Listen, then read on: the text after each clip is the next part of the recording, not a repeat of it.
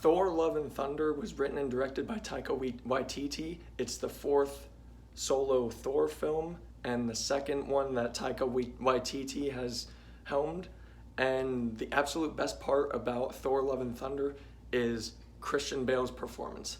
As an actor, Christian Bale is probably my favorite method actor of all time, close to Joaquin Phoenix being a very close second.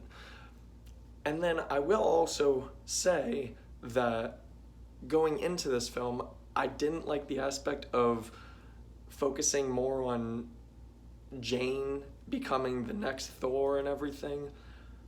I just thought that was a bunch of extra woke propaganda that wasn't really necessary.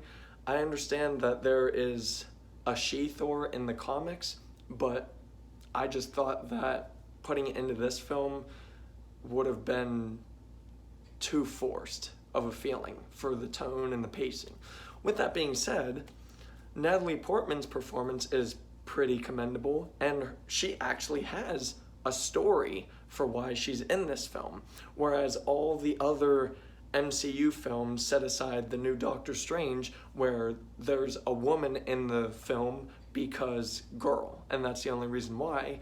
At least in Thor: Love and Thunder, Jane Foster is in this, and she's actually relevant. Her story is necessary.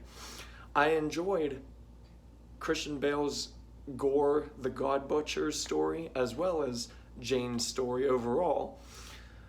I think everybody did well in their performances for what they were given.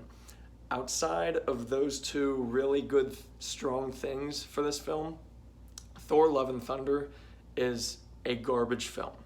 The writing and direction is awful. The writing is super juvenile. The humor, you can laugh through this entire film, but everything in this film is just so cheaply made and given. Taika Waititi, as the writer, he just settled for the easiest way to write comedy and this film overall. The direction is all over the place because they're trying their damnedest to make it a comedy over everything else. I'm glad that Taika wrote in some background aspects for character-to-character interactions and needing to catch up, and that was fine and all, but 95% of this film is garbage writing. And as far as Thor's character, they completely betrayed and butchered his character for the sake of juvenile comedy. End of story. 85% of Thor's character was a complete betrayal. There are some scenes where I actually thought this is the Thor that we have grown fond of. But most of this film is just garbage comedy through and through. The score and soundtrack is super repetitive.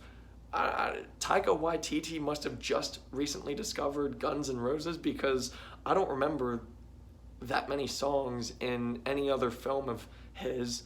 But in this one, you get like 3 times that Guns N' Roses songs are played, and they're the same ones throughout the almost 2-hour runtime.